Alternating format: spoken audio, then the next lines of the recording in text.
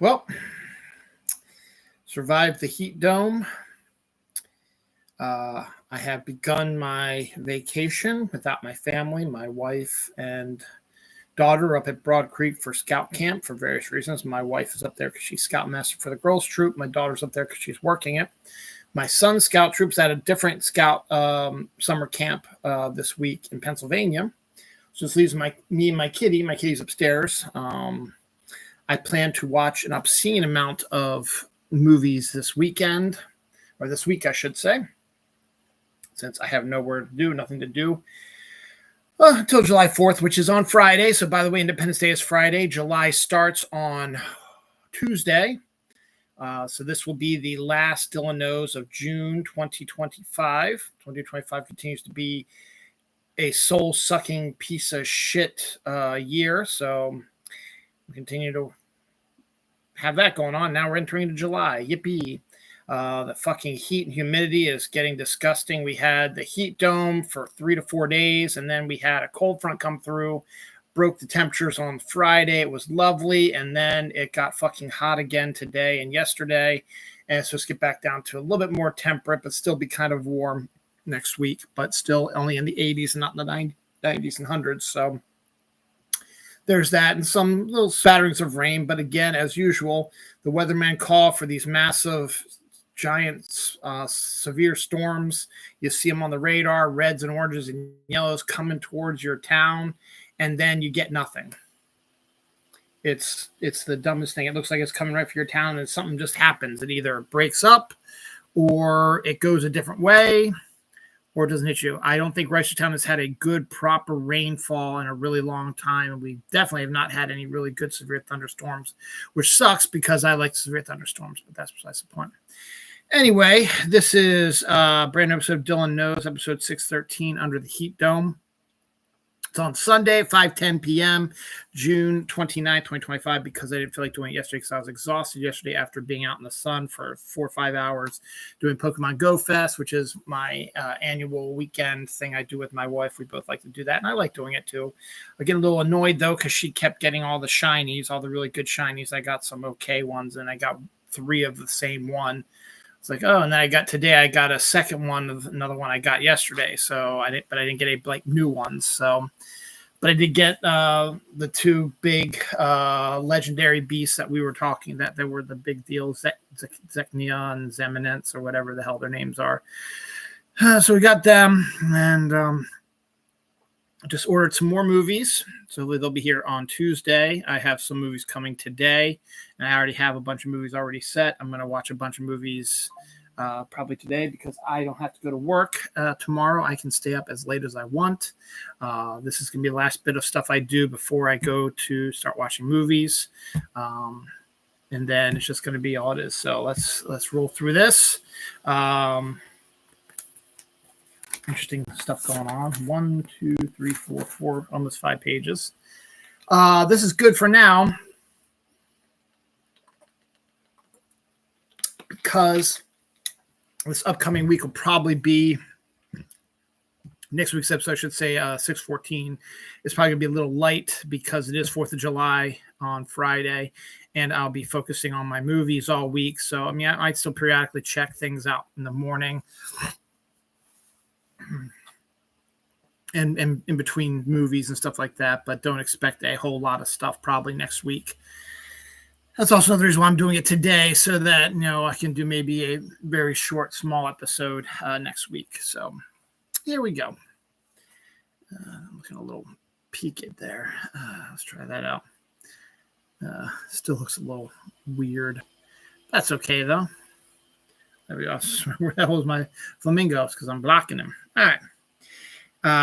So vacation, summer camp, I did talk about that. The Eden trailer, Sydney Sweeney's Ron Howard movie, but that's Sydney Sweeney, Anna de Armas, Vanessa Kirby, Jude Law, Daniel Brawl. Apparently this movie has a threesome between Anna de Armas, Sydney Sweeney, and Daniel Brawl, but that didn't really make an appearance in the trailer that released this week. The trailer looks more like a survival thriller about this group of rich people who decide to take over this island and create their own life, and then things just start falling apart for everybody. So it looks violent, thrilling. So we'll see if if you're not going to be out till August. So we'll see what happens with that. So we have Jude Law. He's in a new show on, I think, Netflix with Jason Bateman called Black Rabbit. We got the first couple behind-the-scenes shots of that. It's set to debut September 18th. So we got that going on. That can be more. Yeah, that can be more of the flamingo. Jake Gyllenhaal has set to sign on to Collision based on a short story.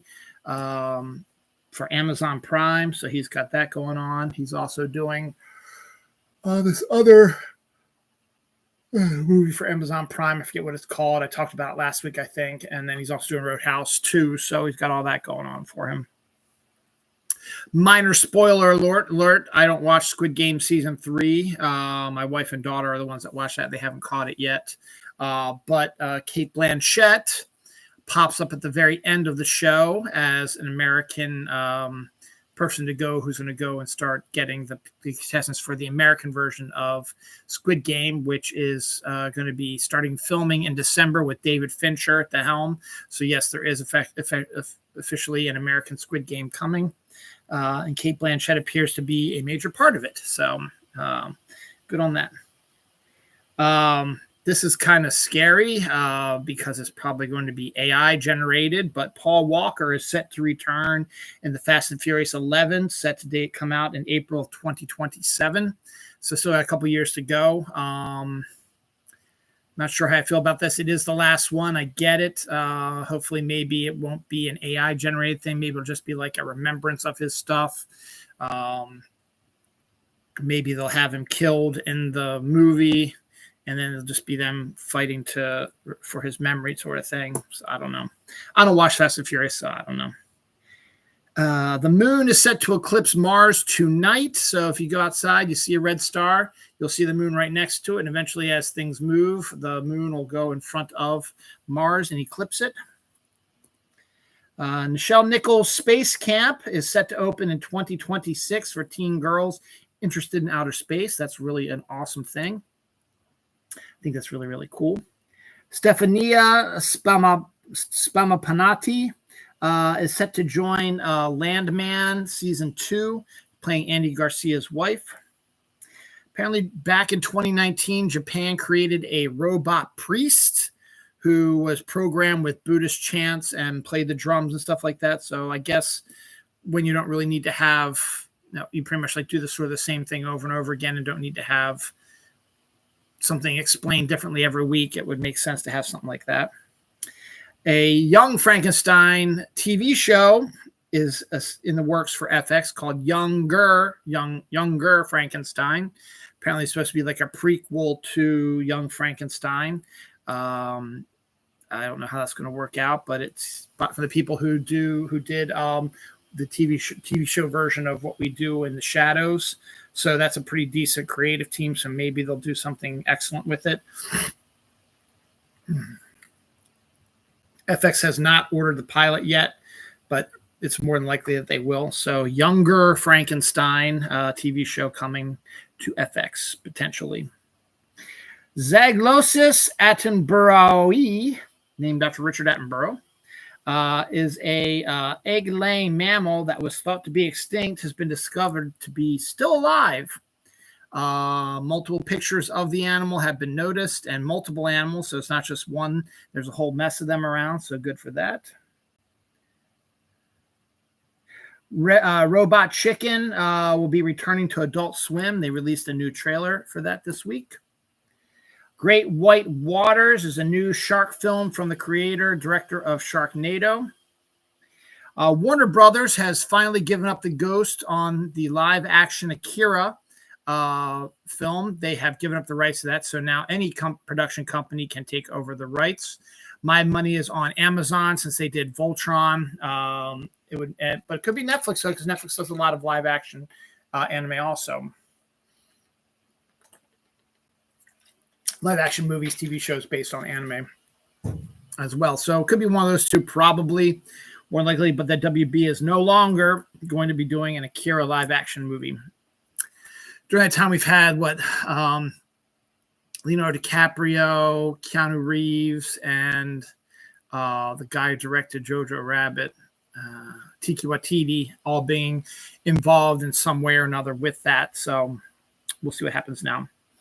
Steve Burns, the original host of Blues Clues way back in 2000, almost 20 some years ago. Still a fan favorite, still pops up periodically to check on everybody. Is one of the good people. He will be starting his own podcast aimed more at adults, so that'll be interesting to see that. So people who grew up with him 20 some years ago are now in their 20s, can finally continue on with their journey with Steve Burns and not feel weird about watching Blues Clues. Daisy Edgar Jones is set to star in a new version of Sense and Sensibility. Why not? Everything else is getting remade and rebooted, so we haven't had a Sense and Sensibility in a while, so why not? It's been 30 years since maybe the last one, so maybe it's about time. I don't know, though. A rare daytime fireball was photographed, and it hit a house in Georgia this past week, so it was during the day. Not really expected. Some space news. Verna C. Rubin Observatory, which has the world's biggest digital camera, has been digitally taking pictures of our universe and has some of the clearest pictures so far. They discovered a million more, not million, like thousands more meteors that were never seen before then. They photographed other galaxies and other stuff as well. So that'll be interesting to see how that goes. And the JWST discovered its first exoplanet. It had photographed others or had done research on other exoplanets that other people have discovered, but it discovered its own. And basically how it did it was able to block out the star that the planet was circulating so that they could take a picture of it to see if something was around there, so that the glare from the star was not blocking anything. And they found a planet there also, appears to be about the size of Neptune. No, about the size of Saturn, excuse me. About the size of Saturn is what they said. So we'll see how that comes out and turns out. So that's pretty interesting news. The Dark Knight, the second in the Chris Nolan Knight saga, was named the best comic book movie of the 21st century. They did like the best movies of the 21st century and the best comic book movies of the 21st century. New York Times did the stories for the 100 best 21st century movies. Couldn't get see it's behind a paywall, but I know that Mulholland Drive was second on the list. And the comic book movie one, I didn't see the list for that either, but it was done by actors, directors, and people who are actually in the business and not necessarily critics and stuff like that. So that was named that. Amazon is got a new Viking sort of Game of Thrones type show in the works right now called Blood Axe, and 3 characters were cast in it, but they were announced at different times. So my Blood Axe casting is going to be spread through this episode. So the first Blood Axe casting is Levi Miller as Hakan. So we'll see how that is. The 2 leads were also announced this week, but they are later on in the show. Let's see that. Now, I was looking at this earlier, and I thought this was a brand new thing, but it isn't. Andrew Lloyd Webber's Masquerade to appear on Broadway with 2 former Phantoms from his Phantom of the Opera runs. Now, I thought this was like a whole brand new musical that he created that might be a spinoff or based on the Phantom of the Opera, since Phantom of the Opera shut down. No, Masquerade is the new immersive version of the Phantom of the Opera, which I talked about a few months ago when they first announced it. That is going to be more, as I said, immersive. So the audience is going to be participating in it a little bit more. And they've started casting on it, so it means that it's going to get closer and closer to fruition. So don't exactly know if it's just Phantom of the Opera remixed or if it's a new story set in the Phantom world. No one really knows. It is called Masquerade, though, so I don't know. Mysterious dinosaur skeleton was found in Colorado. They call it the Runner, which is challenging the idea that giant herbivores were slow. because this dude was pretty fast according to what his muscles looked like, and his bone, or rather not his muscles, but his bone structure and stuff like that they were looking at for it. So that has to be continued as well.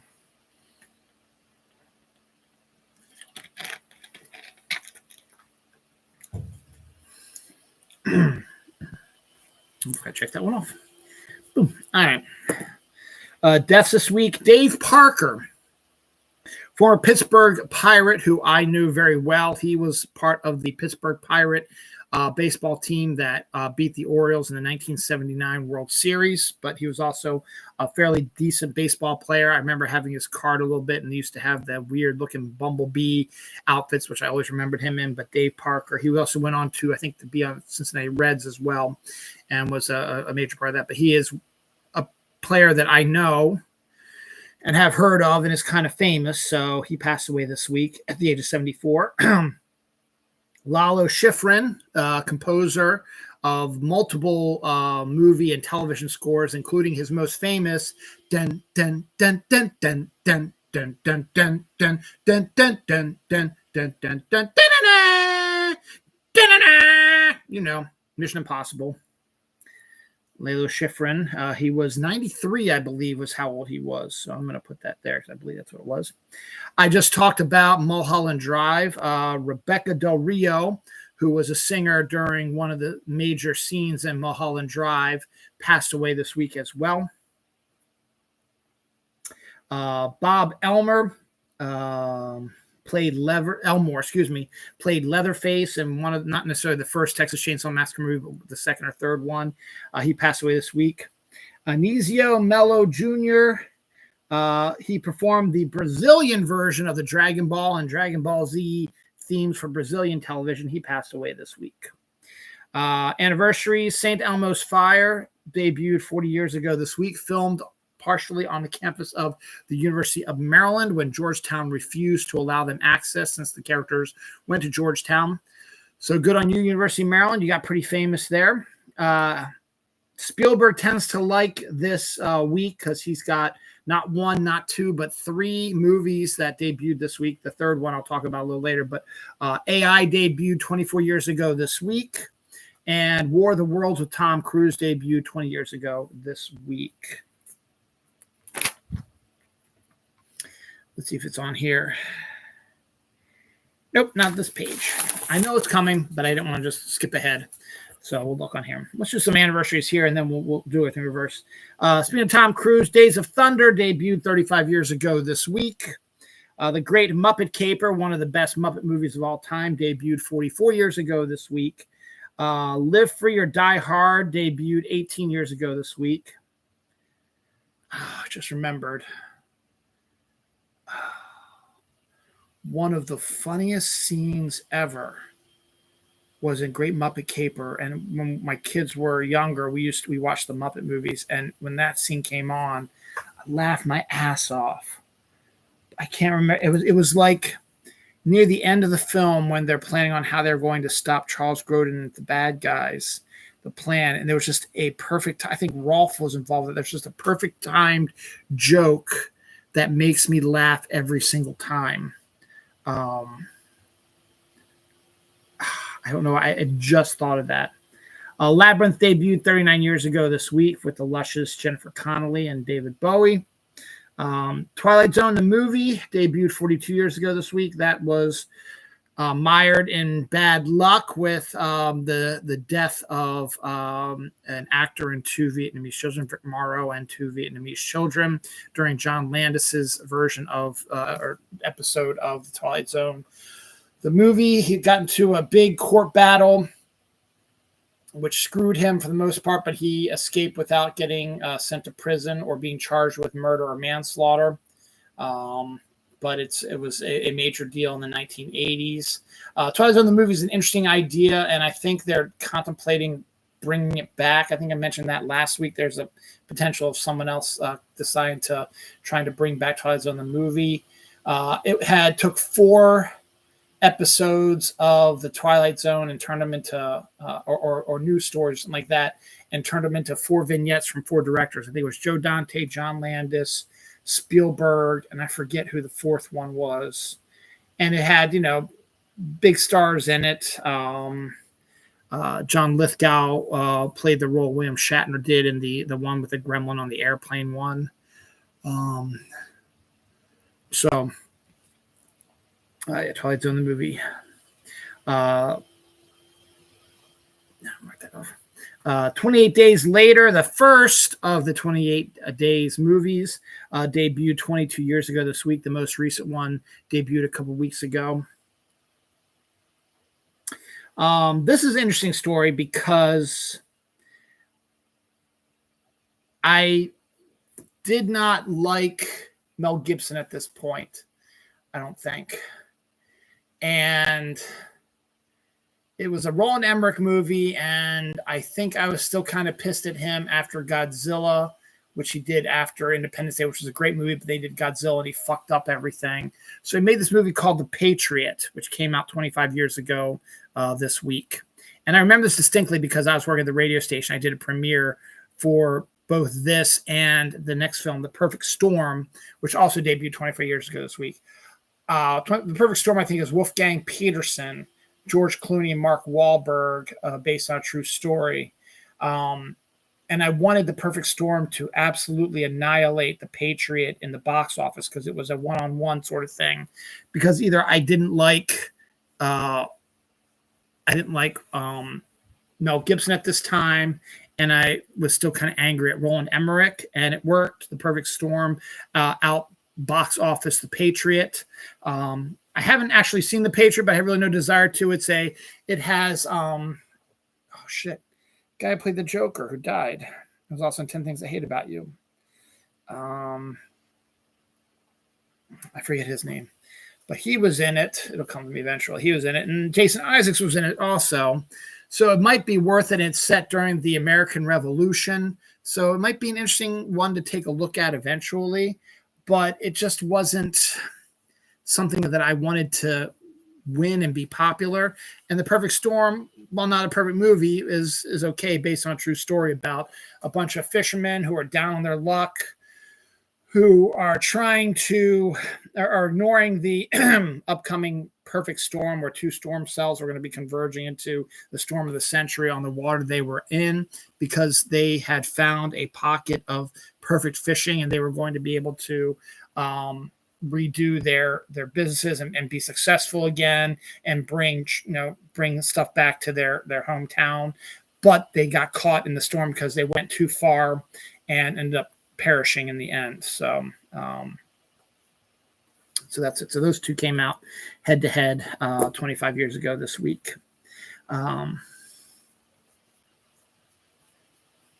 According to casting call sheet, Ted Lasso season 4 may actually be filming partially in Kansas City, which is where the character Ted Lasso is from, because there have been some casting calls for people to work in a show, which they hadn't come out and said anything, but the descriptions of the characters they were playing fit a sort of Ted Lasso sort of thing.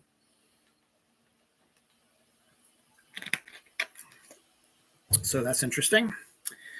Pitch Perfect K-pop Idols is going to be on Peacock. I think it's either a movie or a series. I think it's a comedy series, about a Korean, I guess, girl who discovers that she's supposed to be part of the first ever American K-pop band. So kind of interesting. My wife probably turned that.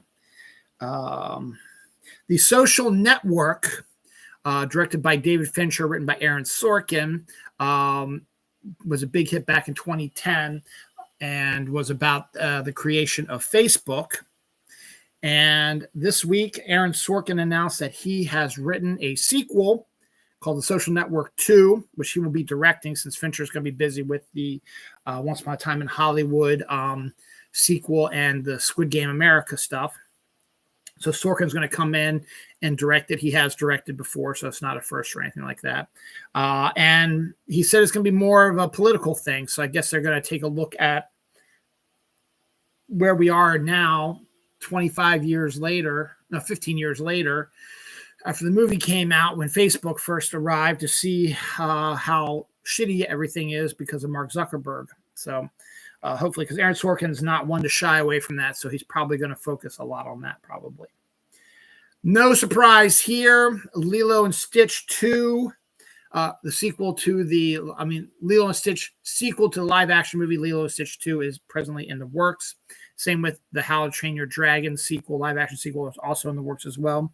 So we will probably be seeing them probably the same year again. They'll probably come out in about 2027, 2028. So that'd be interesting to see if that'll actually happen. Kate Winslet has exited the series The Spot from A24. No one knows why. They say it was creative differences, they think. So they're now presently looking for a new leading lady. My Mother's Wedding trailer, Scarlett Johansson, Sienna Miller, Kristen Scott Thomas, who also directs, debuted this week as well. Talking about comebacks, Lisa Kudrow's The Comeback, a show that had 2 seasons years ago, is finally getting a 3rd season to wrap up the show on HBO Max. So good for Lisa Kudrow. No, I mean that seriously. It's a really good show. Matt Reeves has finally completed the Batman 2 script. That was the one James Gunn was saying. We have not started talks about when we're going to start filming Batman 2 yet because the script wasn't finished yet. The script is now finished. Now they can start setting up the schedule. Wouldn't surprise me if we start seeing the prep work for that early now within the next couple weeks. And the film filming this fall, maybe, because I think he wants to do it sooner than later. Depend upon also on Robert Pattinson's availability. He is currently filming The Odyssey for Christopher Nolan, and he's also in this right here. Robert Pattinson joins Denzel Washington and Daisy Edgar Jones in the film Here Comes the Flow from Netflix, a thriller. So don't know if he's going to go from The Odyssey to Here Comes the Flow to Batman 2. That would probably be the most sense because he might almost be done his Odyssey story, and then Here Comes the Flow probably sounds like one of these films that's going to be probably easy to film, and plus you got to do a lot of pre-production, costumes, setting, all that stuff for Batman 2, and he's got to get in training, so it would make sense to go from Odyssey to Here Comes the Flow to Batman 2. So we'll see how that goes. One of my plans during my obscene week of watching movies is I'm finally going to check out the Batman. I've been stepping away from it because I heard it's almost 3 hours long, and the Riddler is my favorite character. And for what I've seen of it, Paul Dano absolutely butchers the character again as well. Not really his fault, probably more Matt Reeves' fault for writing the Riddler the way he is. You'll probably be hearing a lot about that from me next week. So a lot of my show next week will probably be reviews of these movies. But the Batman is planned to be on I have a day planned sometime later in the week, I think, for a 3-hour show, 3-hour tours. So I want to watch Zodiac, The Batman, Wicked, Jackie Brown. Those are all the main ones I want to check out on that. So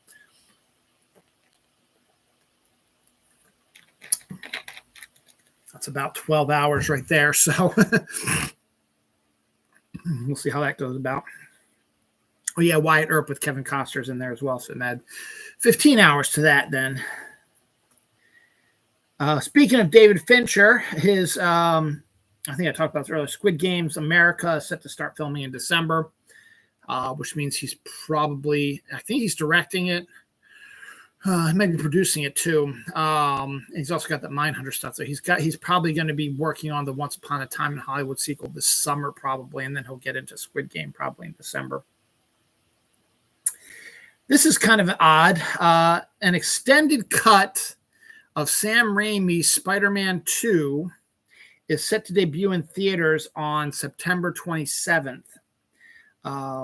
It's an extended cut with, I guess, I don't know if they're going to have deleted scenes added back into it, or if there were scenes that were just discovered by Sam Raimi, or if he reshot some stuff or redid it. I think he redid it in 4K, and I think they're going to be releasing all 3 Spider-Man movies that Sam Raimi did in movie theaters around that end of September period as well.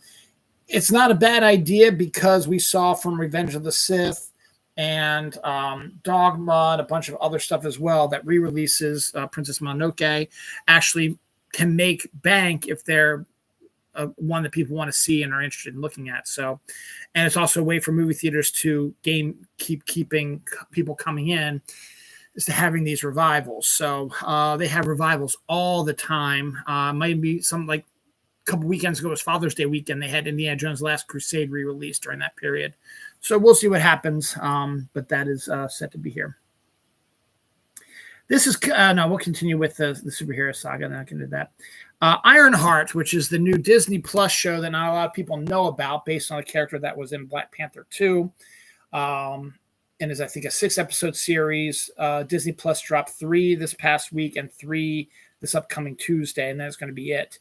It's a mix of technology and magic. The first introduction of the Hood, and as expected, because I have major issues with Rotten Tomatoes and the ilk, the toxic Snyder Bros, misogynistic, racist ass fucks who hate Marvel, who hate Disney, have review bombed Ironheart before it even debuted.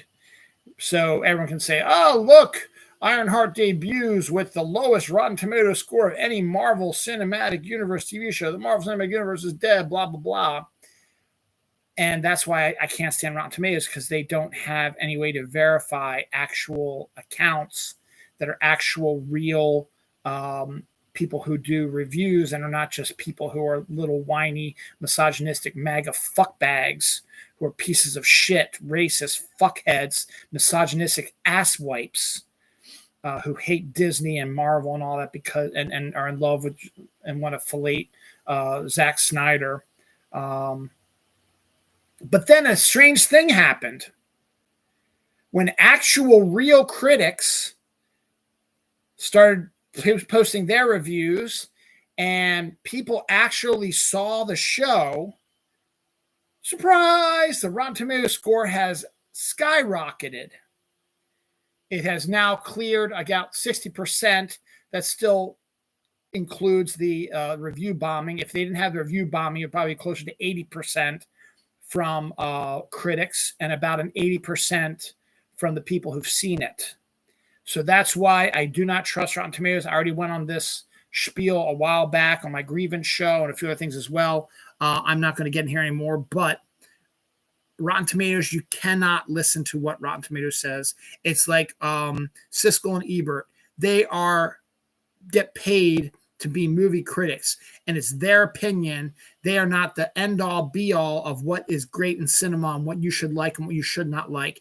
It all ends up to being up to you, not them, about what you watch and what you like and what you dislike. Ironheart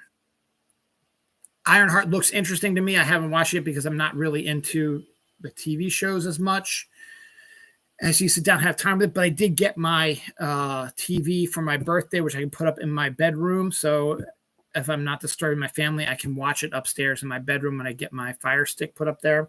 So I will watch it eventually, but I heard it is very, very good. Doug Liman is said to direct another version of The Stand, which, again, I can't understand how you're going to make a movie out of The Stand, because you can't. The Stand is a massive magnum opus of King's. That's that, and his Dark Tower saga are probably his biggest things, followed by the Talisman books he does with Peter Straub are probably the biggest ones that he's done. Excuse me. But The Stand is considered to be his best story. I read the extended, unedited version, which is over 1,200 pages long in one summer. I watched the absolutely awesome, with the exception of some questionable casting, the TV series that came out in 1994. And I enjoyed that immensely, again, with some of my slight issues with some of the casting. And I have not seen the newer version that came out on, I guess, Paramount Plus, which is a little bit more darker, which was also a TV series. I think it was 6 episodes, something like that. I have the Blu-rays for that. I will watch that eventually. So I don't know how Doug Liman is going to make one movie of The Stand. You can't. You can do 2 movies and mix it up a little bit and do it from the viewpoint of the good side, The first movie is the viewpoint of the good side, and then the second movie is the viewpoint of the bad side, and they will interact in various ways because they do in the storyline. And that might be an interesting way of telling the story. And Doug Liman has been known to do that. His movie Go has a weird linear sort of pulp, came out around right after Pulp Fiction, sort of following like that. And I just thought, but that's kind of a neat idea, is you focus on the good people of Boulder and you follow them from beginning to end.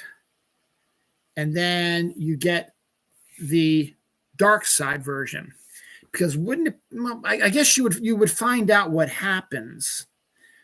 Because let's face facts. If you've read the book, spoiler warning, if you even watched the shows, the bad guys pretty much disappear, and there's still like 150 to 200 pages left in the book, which is mostly the journey of Stu and Moon. I forget his name.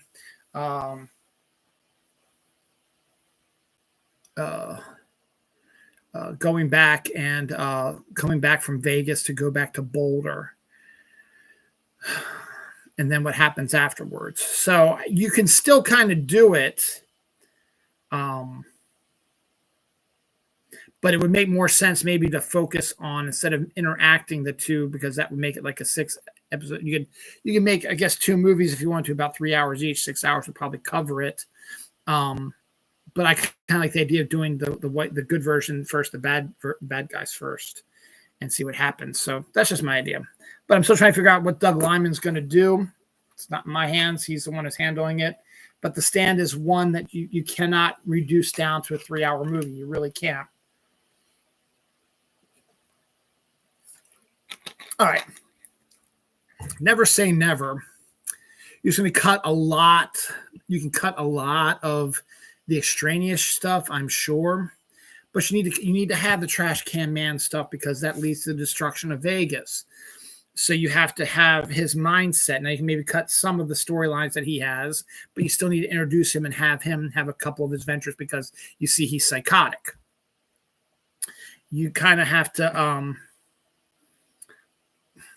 show the psychological horror of what it's like to be one of the survivors of a worldwide epidemic that has wiped out 99% of the population, going through the New York tunnel and stuff like that. I'm sure I think there are things you could probably edit out. And then the sequence when he's going through the CDC with all the dead bodies, that's a really great scene also. And those are classic sequences. As I said, and you got to have people get blown up. You got to have a lot of stuff in there. Is there stuff you can excise? Sure, but it's going to make the movie seem rushed and lackadaisical, a lot like what they did with the Harry Potter films. Instead of letting it breathe a little bit and expanding it a little bit to 2 movies or whatever, you decide to compress everything. Like Goblet of Fire would have been a whole lot better if they would divide into 2 films. Then the 6th one, the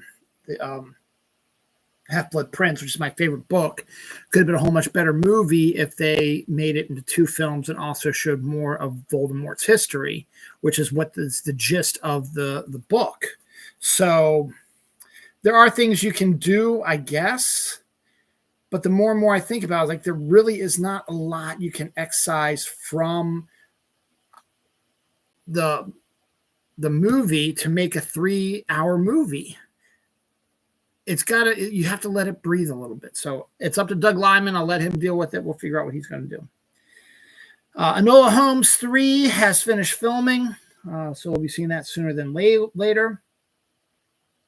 The Punisher special with John Bernthal is set to start filming in July, in a couple days.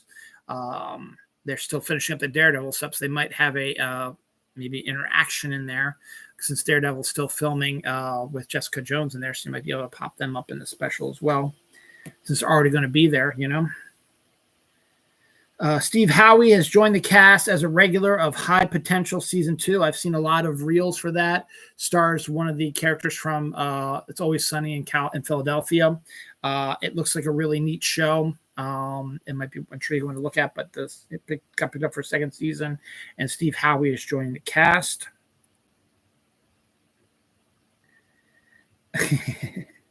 Vision Quest set to have 8 episodes. Um, Leo Woodard joins Rachel Weisz and Vladimir, a Netflix limited series. Don't know what that's about.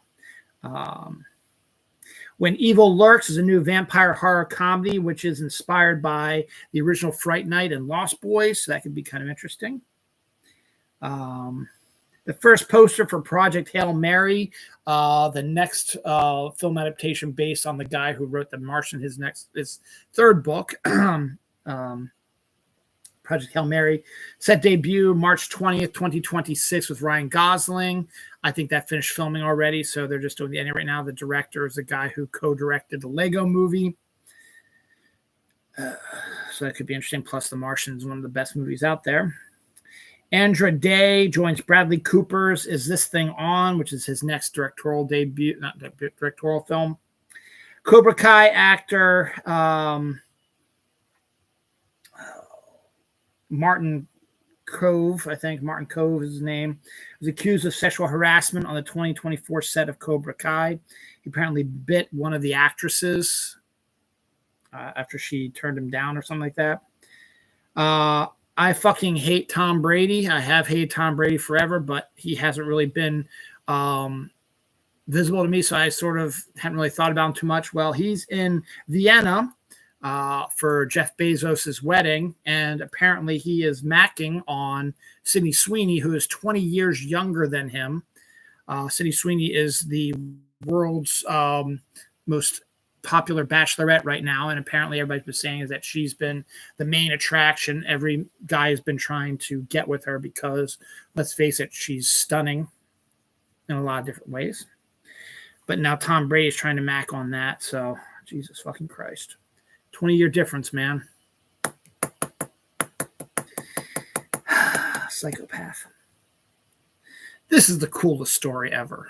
And I wish I could have kept this for the last story of the episode, but the 42-minute mark, I got to do it. This is so fucking hilarious. Police officers are looking for someone, they don't know if it's male or female, who painted a tunnel under a bridge, like Roadrunner, like the Coyote does for Roadrunner. You know what I'm talking about. It's a solid bridge. There's no tunnel underneath this bridge. It's just a solid bridge. And I guess if you're heading towards the bridge, there's a road you can veer off of because you're not going to be able to go to the bridge.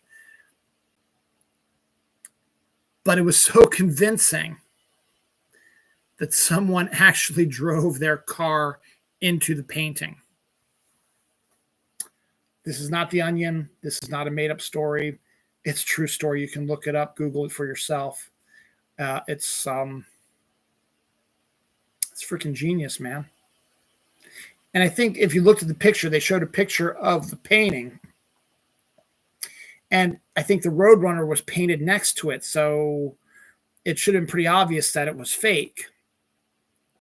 And they showed pictures of the car. It was all like bunched up and crushed and stuff like that. It's fucking outstanding. I love it. Deaths. Rick Hurst, who played Cletus on The Dukes of Hazzard, passed away this week. Walter Scott, he's a former member of the R&B group The Whispers. He died this week as well.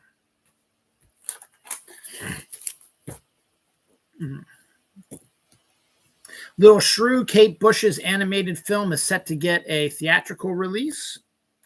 This is the kind of the big news of the week. Denis Villeneuve, him of the Dune movies, which are also on my list to watch during my obscene week of movie watching. Dune 1 and 2, I'm going to watch them back to back. Denis Villeneuve, who also did the Blade Runner sequel and Arrival, and a few other ones that he's in there as well, is now been tapped to be the next director of the James Bond, next James Bond director. Amazon has the rights now. The Broccoli sold it to Amazon. Amazon has picked Denis Villeneuve to direct the next James Bond film after he finishes Dune 3. So that is up there. And they have Tom Holland as potential for the next James Bond. I think that should be just stricken right off the map. Jacob Elrondy, which I guess is okay, but not really. And then they have this Australian kid. It's like Brad Johnson or something like that, or Beltany Johnson. It's just he's an unknown. He looks the part. He looks a little bit older than the other two guys, and I think he would probably be the better job. Now I still think Aaron Taylor Johnson would be better, honestly, because I think he's outstanding. If you've ever seen, yes, Aaron Taylor Johnson, Quicksilver, Kick-Ass. He was also Kraven the Hunter, which is also going to be on my list to watch during this week as well. But you got to see him in REM's Uberlin video, which is one of the greatest videos of all time. It's Aaron Taylor Johnson dancing down the streets of a foreign country to the song Uberlin. I'm assuming it's got to be somewhere in Germany. And his wife directed it. And it is one of the wildest videos you've ever seen because he's got some good moves. And he's a big, bulky, strong guy. I think he was in Nosferatu also. I think Aaron Taylor Johnson would be the best choice personally. But this Australian guy, Beltany Johnson or whatever, Bradley Johnson, whatever it was, I forget his name, would probably be a good choice as well. But no Tom Holland, no Jacob Elrondy. We don't need that. We need these other guys to get a chance. Some local news. Justin Tucker, who is no longer Baltimore Ravens kicker, but was accused of sexual misdeeds to massage parlor people. He pulled a Deshaun Watson early in his career, has finally has not been indicted on any of the charges yet, has not gone to jail for any of them, and the cases are still pending, but the NFL said we got to make a decision about him. So they went to the playbook of Deshaun Watson, and Justin Tucker has been suspended for the first 10 games of the season, which honestly is not terrible if you think about it. Now, what he did was terrible. Absolutely, it's terrible, and I'm glad he's not on our team anymore. It's a shame because I love Justin Tucker. And it was early in his career, and he's cleaned up his acts since then, but you still did the crime, so you still have to pay for it. And when it was one or two people, I could say, okay, that's just the talk, but now they're up to 10 to 13, I think, people, and he's actually physically been told that he cannot go to these massage parlor places, and that does not happen just because you don't like somebody. It happens because you did something you're not supposed to. So I'm okay with that. Him getting released by the Ravens. We drafted a kicker who looks pretty good, and we picked up another one on free agency or whatever. And Justin was starting to go downhill anyway last year, so I don't know if he would continue to do that as well. But what I mean that it's a good thing for him is that, yes, he will be missing the first 10 games of the season, but you got to think about that. There's 17 games in the season, so it leaves 7 games left. Those 7 games are usually the most important ones. So I would look to see after his 10-week suspension is up, because kickers really don't need all that much of a spring training to get back into shape. It's just, he probably will keep, working on that. And then a free agent team, he can be picked up as a free agent, a team who is in the hunt for a playoff spot and needs maybe a little extra oomph to help them get to the top, can pick up his option for the last 7 games and get him into games and see if he can be a game changer that'll lead them to the playoffs. That is absolutely what I think is going to happen. It depends on, situational stuff. Week 11 is, let's see, for September, for October. It's like right around Thanksgiving is right when she should be able to get off. So that's a perfect time for him to potentially get back into the game with a potential playoff team, and not just some team who's playing out the remaining 7 games of the schedule. There'll be a team that thinks he might be that added little oomph. Their kicker might not be that good. He got hurt, or they've been losing a lot of games due to missed field goals or whatever, or they need a good whatever. You can guarantee they'll probably fit him in there somewhere. The Final Fantastic Four trailer debuted. Again, still looks good. Didn't really learn anything really new about it, but there you go. Kansas gets a 3.4 earthquake. Johnny Knoxville is set to host the new Fear Factor, which makes a lot of sense. A while back, I did basically 9 episodes of my show where I had a different Green Lantern Corps shirt on: red, orange, yellow, green, blue, indigo, violet, black, and white. And and there's a gold one now, but I don't think they have a shirt for that one. But they have shirts for all of them with all the symbols on it. Actually, let me look that up because I would need to get it.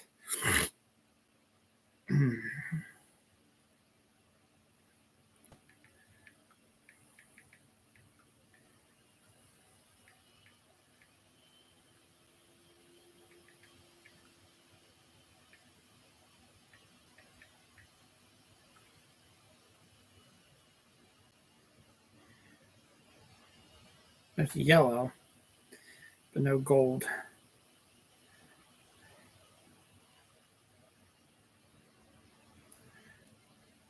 There's a gold Lantern Corps.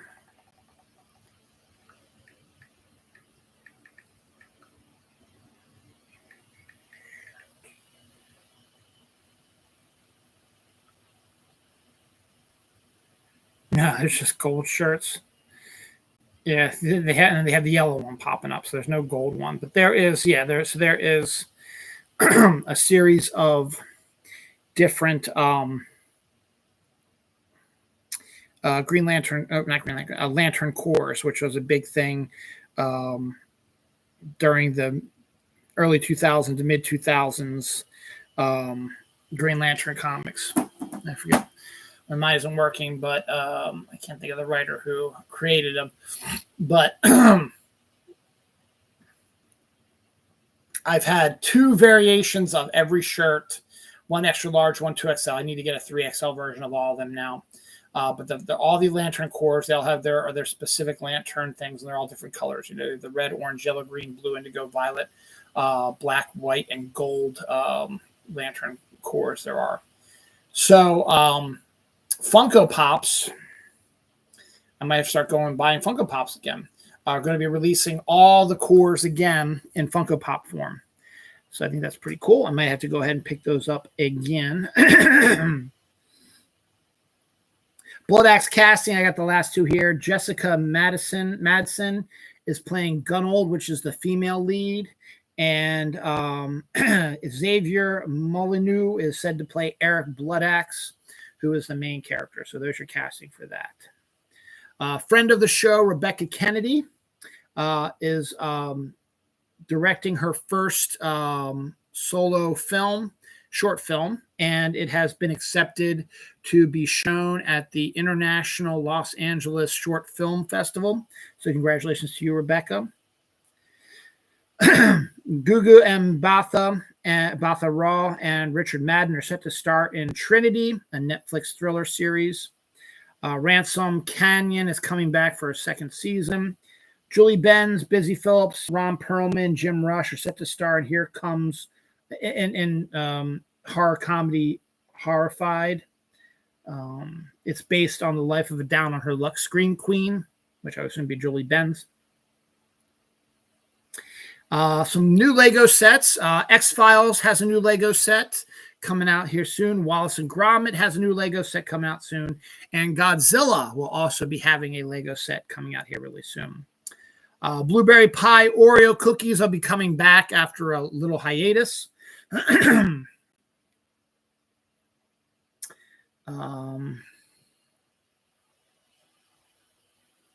Steven Spielberg's UFO film with Emily Blunt has finished production, set to come out next year. Begonia trailer, the new trailer from that director's name, I can't think of his name right now. Bears escape a wildlife park, devour 7 days worth of honey, and fall asleep. Sounds typical for a bear. First look at Tessa Thompson in Hedda for Nia DaCosta. Princess Bride musical is in the works, not surprising. Neon has acquired the rights to Park Chan-woo's new film, No Other Choice. Nicole Kidman is set to star in an adaptation of Mature Girls and Their Horses, or Adult Girls and Their Horses, a Prime TV show. 100 Grand is one of my favorite bars. It's a chocolate caramel bar. It has like Rice Krispies in it. It's really, really good. Apparently, there's now a white chocolate 100 Grand bar out there. Brandon Flynn is set to play James Dean in a new biopic, which is going to focus on his potential gay relationship that was rumored that he had with another actor. Christopher Rodriguez Marquette has joined the cast of Reacher for season 4. Anniversary Spaceballs came out 38 years ago this week. For Your Eyes Only, James Bond came out 44 years ago this week. And The Gold Rush with Charlie Chaplin came out 100 years ago this week, 1925. Deaths this week: Will Moyers, a journalist, passed away this week. Chandler Jones, an NFL player and coach in the CFL, died in a car accident at the age of 33. Diego Segui, former Major League Baseball player. Don't know if he's related to David Segui, who is a former Oriole. He passed away this week. Oh, and Mrs. Anniversary, The Fast and the Furious, the original movie, debuted 24 years ago this week. About 2 pages left. This will be a little bit over an hour, which is good, as we're getting to the 6 o'clock hour here on Sunday. Again, nothing to worry about. After I'm done this, I'm going to watch some movies. I'll watch a movie. I'll get my dinner ready. I'll watch another movie. And then I'll watch another movie. And then I might go to bed.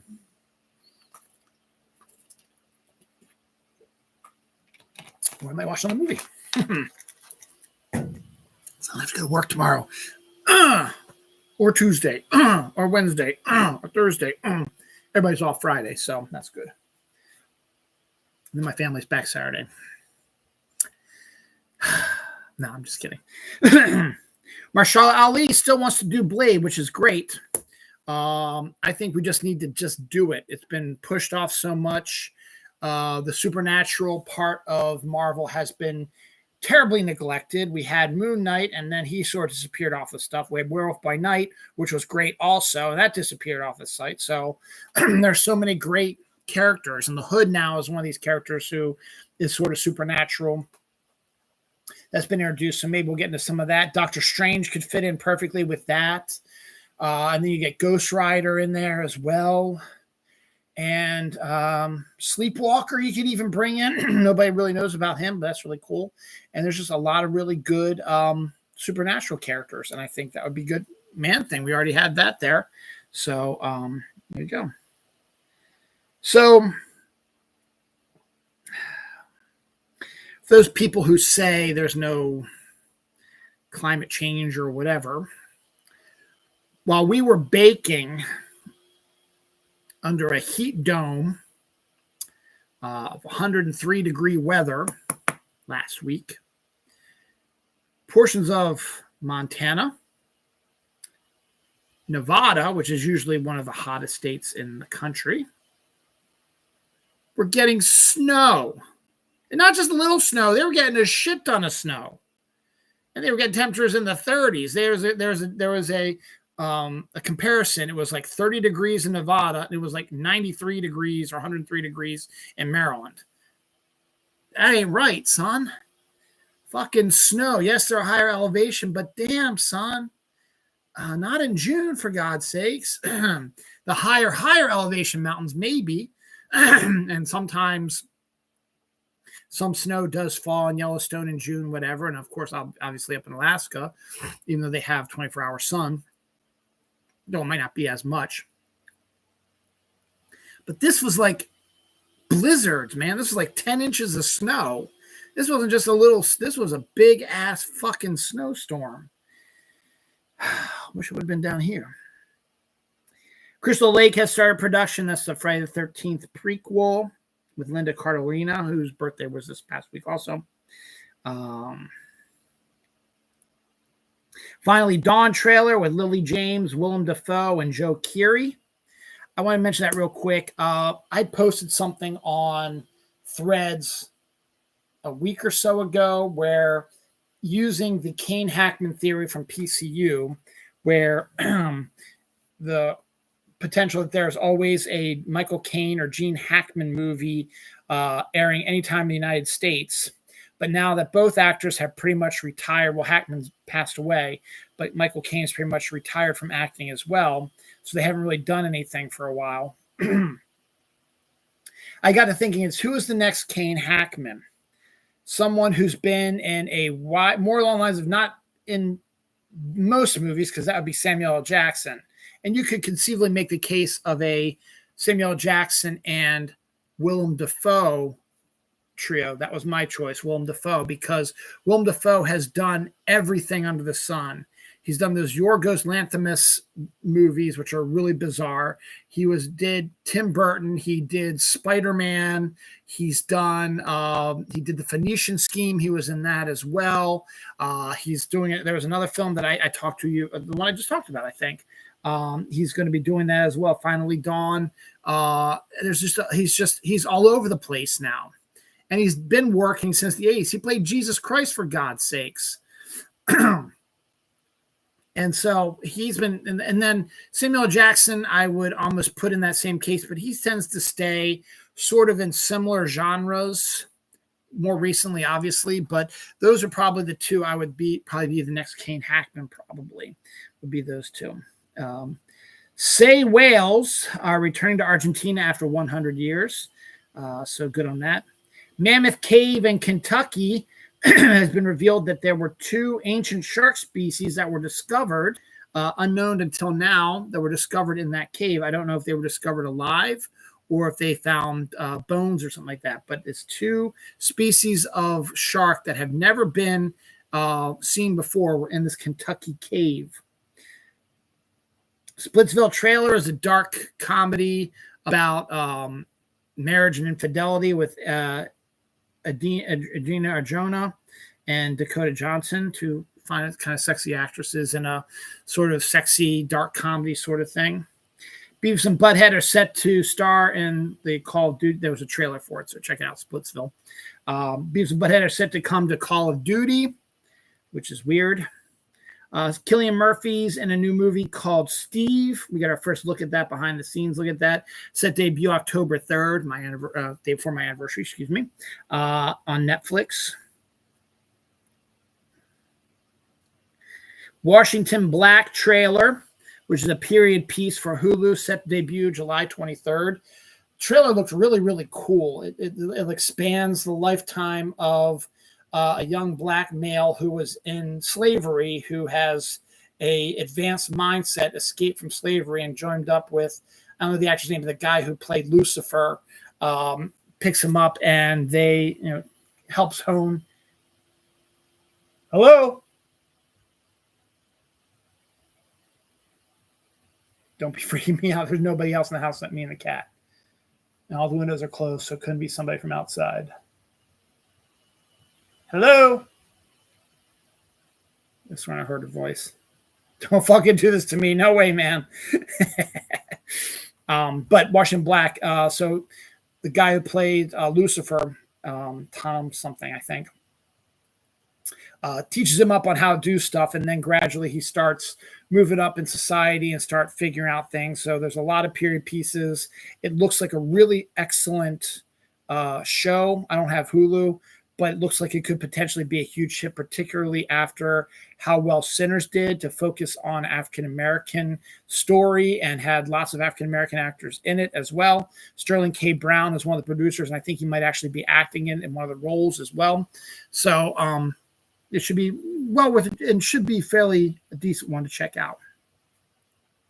Olivia Newton-John is set to get the documentary from Netflix, and Netflix tends to do documentaries really well, and they also tend to do lots of documentaries, which is really cool. They're doing one on Ray Lewis, former Raven, who's still alive, but just his time as a Raven, which is kind of interesting. And they're going to be doing some other big football players as well.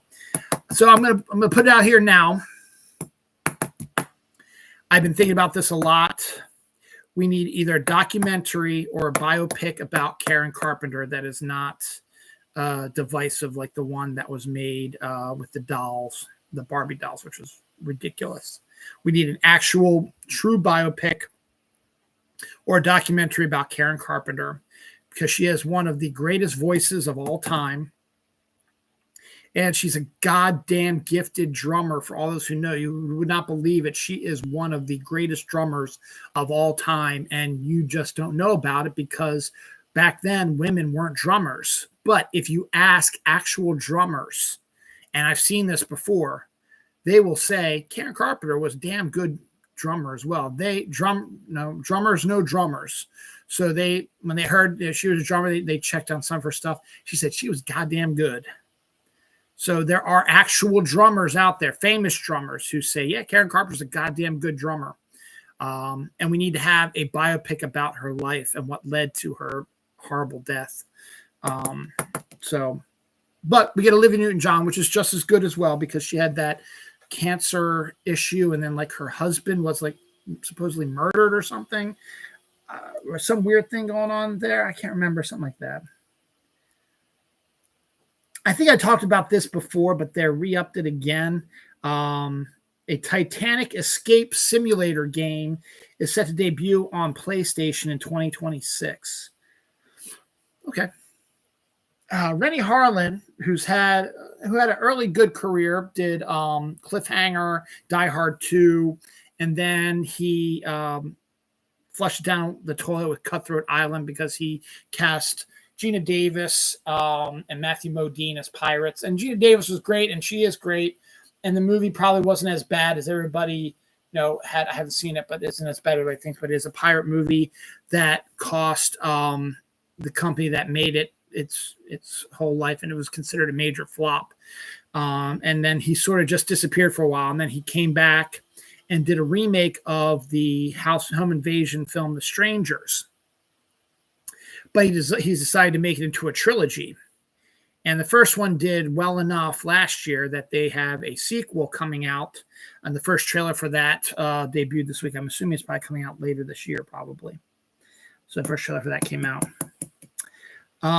Nick Cannon is set to replace Will Arnett in Lego Masters, which is weird because Will Arnett being Lego Batman was the whole reason that they did the show in the first place. But I guess he wants to move on. That's fine.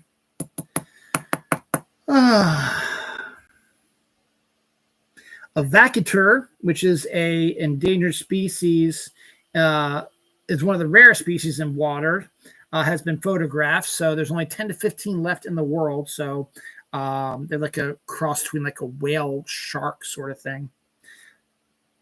Magic the Gathering live action film gets writing two writers, I think.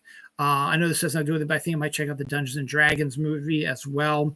That debuted last year with Chris Pine. Buenos Aires, talk about weather, climate change. Buenos Aires, Brazil, I should say, got their first snowfall in 18 years this past week also. From on top of that, white auroras were seen from Norway this past week as well, which is unusual, but not terribly unusual. Eeny Meeny has Samira Weaving on Hulu, coming out August 22nd. Don't know if it's a movie or TV show. I'm assuming it's a movie. Katy Perry and Orlando Bloom have split up after 9 years. Animated version of The Wizard of Oz is set to debut soon. Charisma Carpenter, who played Cordelia in Buffy the Vampire Slayer, is set to do a podcast called The Bitch Is Back, where she's going to talk about all things 90s. That could be pretty interesting. This surprised the hell out of me. The Roofman trailer. I definitely recommend, there's a bug in here, sorry. I definitely recommend, if you have not checked it out yet, check out the Roofman trailer. Roofman, Roofman trailer. Channing Tatum, Kirsten Dunst. Looks like a great comedy action film sort of thing. Basically, Channing Tatum plays a criminal who escapes from jail. And I think it takes place in the 80s or 90s because he decides to lay low in a Toys R Us that's still active. And Toys R Us, after it closes, everybody leaves. it becomes sort of a career opportunities thing where he skates through the Toys R Us, he eats the peanut M&Ms, he takes showers in the I guess there's water toys, or there could be a shower or something in there for the employees. And I think he infiltrates working there also. It's hard to tell, but I think he does infiltrate working into Toys R Us also. And Peter Dinklage plays the manager of it. And when they're asking him that we should, can we, this lady's asking for toys for poor people, and Peter Dinklage's like, we sell toys, we don't give them away. So Channing Tatum steals them because it's the right thing to do and delivers them to the woman played by Kirsten Dunst. And the two of them start a relationship, but then things start spiraling as he, I guess, starts, because he's involved with somebody, he doesn't stay as focused, and he starts getting seen as someone he's not supposed to be and stuff like that. So it looks really interesting, and it surprised the hell out of me. It's due out October 10th, so that might be one I might have to check out. So we'll keep you in mind on that, but check it out, Roofman. It's a really interesting trailer, and it's set in a Toys R Us for the majority of the film, and it's got Kirsten Dunst in it, so it's pretty cool, and Channing Tatum. We talked about the Princess Bride musical earlier. There's also talks of a Star Trek musical now starting to get into the discussion phase after the Strange New Worlds musical episode. They're thinking about turning it into an actual, I guess, Broadway musical. I guess that makes sense. We'll see. And Lee Cronin's, The Mummy has finished filming. Is set to debut April 17th, 2026. Here's something fascinating. A new blood type has been discovered in a Guadalupe woman. A new blood type. How the hell does that even happen? That's to be continued, but it's not A, it's not O, it's not, what all the other ones are. I don't know. It's crazy. Anniversaries. The Thing debuted 43 years ago this week. That's potentially on my list as well, but I don't think I'm going to get to it.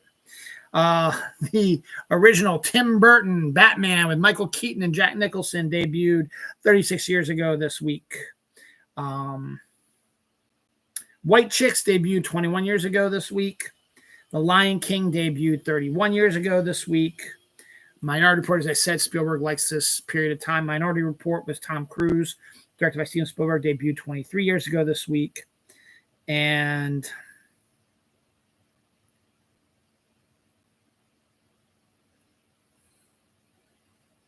Pocahontas debuted 30 years ago this week as well.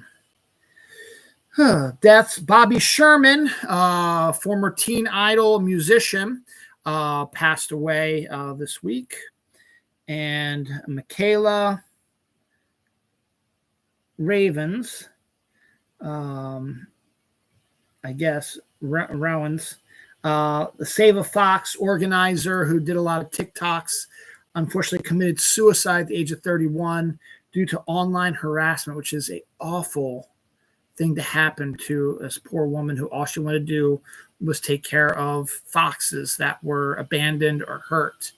And we live in such a hate-filled time frame that anonymous assholes online could mess with her self-esteem so much that it caused her to take her own life. That fucking makes me sick more than anything right now. And when one of her co-workers had to make a video explaining why she wasn't making the video, he was in tears. It was absolutely a heartbreaking thing. It makes me so fucking mad, the state of this country, the state of online shitheads, which is one of the reasons why I don't do live broadcasts. I mean, I got two people watching right now. It'd be fun to see, hey, making comments, and writing stuff up there, and we can have a conversation. But there are so many fucking assholes online who take advantage of that and use it for racist or bullying that absolutely makes me sick, because I was bullied when I was younger, and this is disgusting. All she wanted to do was help foxes. It's one of my son's favorite TikTok things. He loves foxes. Makes me sick that that's what happened.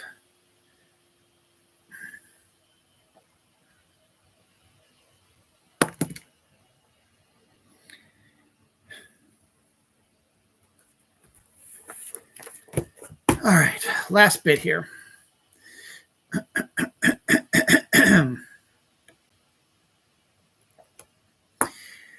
I already talked about that.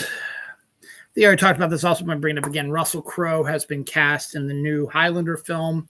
He'll be reteaming with Henry Cavill, and he will be playing the Sean Connery role. I think I talked about this last week, and I speculated he was going to be playing the Sean Connery role. He is. So there's that.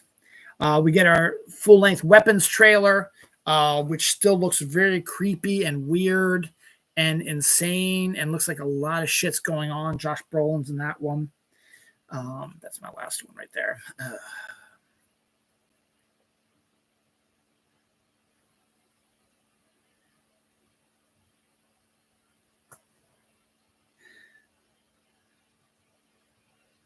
Oh, yeah, that's another one. He'll do this to his last. Hot air balloon caught fire and fell to the ground in Brazil, killing 8 people. This is crazy. I haven't heard about this or seen this yet, but the Japanese have created quantum internet, which is supposed to be extraordinarily fast, lightning fast, as it were. Lag would be a thing of the past. I think that's really an interesting thing to look into.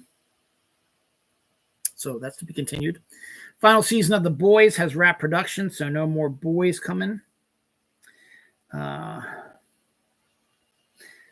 That's another good one for the last one. Geez, I got like 3 really good ones.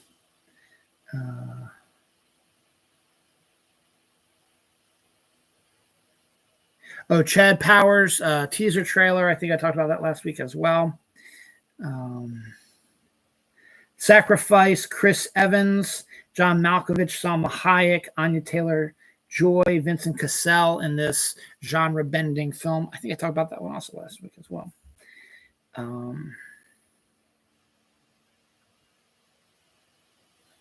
Night Shyamalan's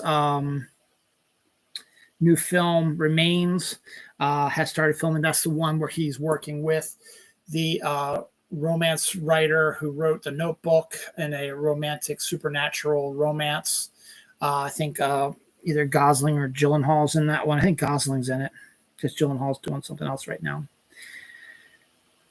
Radio signals, I know that's going to be my last one. The radio signals from below the Antarctic ice have been discovered. Now, I wouldn't have thought much about this, but 2 sources, both of which are not really, that aren't affiliated, but are not credible either potentially, because I really don't know much about them other than that, have talked about this. I don't know how true this is or not, but I just want to put that out there.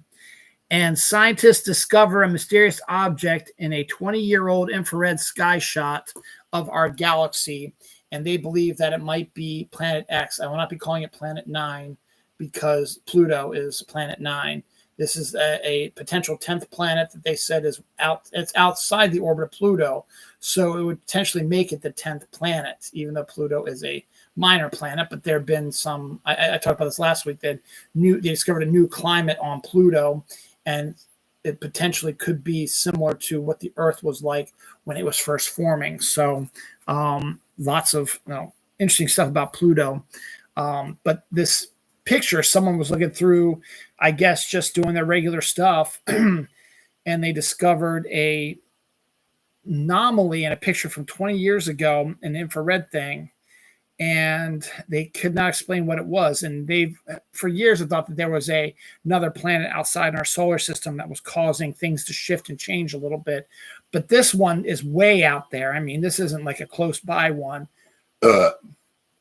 This is one that take like 10,000 years for it to rotate the Earth or the sun, excuse me. So we'll see what happens with that. Before I get to my last story of the week, Daryl Dixon season 3 set debut September 7th. We got our new trailer from that. Before I get to my last story, deaths. D. Wayne Lucas, a Hall of Fame horse racing trainer, died at the age of 89. Calvin Yarborough, a musician. I think I talked about him last week, died last week as well. And Mike Ralph, Bad Company singer, passed away this week as well. Anniversaries. The Nintendo 64 is 29 years old this week. Chicken Run is 25 years old this week. The Karate Kid is 41 years old this week. Who Framed Roger Rabbit is 37 years old this week. 1408 is 18 years old this week. Lady and the Tramp is 70 years old this week. Abraham Lincoln Vampire Hunter, which may be one I watched this week as well, is 13 years old. And The Rocketeer, one of my favorite movies, is 34 years old this week. Now, the last story of the week starts off, it's still a bad story, but it has an ending that more people should do. A church in Michigan was attacked by a gun-toting maniac. I don't think anybody died in it, but he shot up the church and a lot of people got injured. So a deacon of the church ran him over with his truck to stop the shooting. That's what you need to do. Most times these shooters kill themselves or get killed by the police officers. But if you can run him over with your truck to stop him from shooting, go ahead and do it, man. Just stop that guy from escaping and stop that guy from shooting. And whatever happens to him because he made the decision to attack people who did not deserve it. So that is my last week of June 2025. I will not be doing another June episode until 2026, God willing. Next week is Independence Day week, is my vacation week. As I said, we might have a very small episode, and I might even pop up, maybe do a top 10 list or whatever. It all depends if I decide to keep watching my movies. I have a ton of movies I want to watch, but sometimes I might just need a little bit of a breather, a break. We'll see what happens, but I potentially will. I will have an episode probably next week, but it probably won't be very big. It is 4th of July week, and it is my vacation, so we'll see what happens. So that's all I got. I am going to enjoy my vacation. I'm going to watch a shit ton of movies.